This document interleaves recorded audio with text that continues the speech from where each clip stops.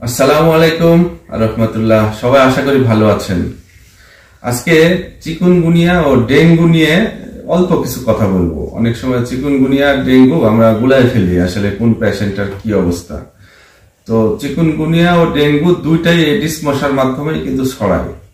হ্যাঁ, chikungunya virus alpha virus ও ডেঙ্গুর ভাইরাসটা হচ্ছে আপনার ফ্ল্যাভি ভাইরাস, এবং যেটা হচ্ছে প্রধান উপসর্গ যেটা হঠাৎ জ্বর, জয়েন্ট ব্যথা, এটা বেশি দিন থাকতে পারে। কিন্তু যদি ডেঙ্গু হয়, হ্যাঁ, দেখা যাচ্ছে যে ডেঙ্গু হলে মাংসপেশিতে তীব্র ব্যথা হয় ডেঙ্গুর পেশেন্ট গুলাতে, এবং ডেঙ্গুর পেশেন্টের প্লাটিলেট কমে যায়।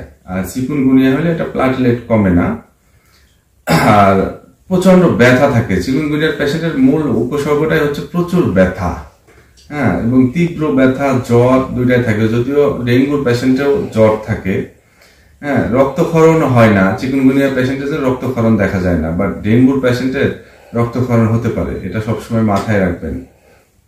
আরেকটা বিষয় মাথায় রাখবেন, প্লাটিলেট তো যেমন কমে যায় বললাম, আর এটা চিকুনগুনিয়া জটিল ব্যথা হয় এবং দীর্ঘমেয়াদী ব্যথা, জয়েন্টে জয়েন্টে ব্যথা। বাট ডেঙ্গুরে এরকম জয়েন্টে ব্যথা হয়, হওয়ার পর এটা 2-3 দিন পরে কমে যায়।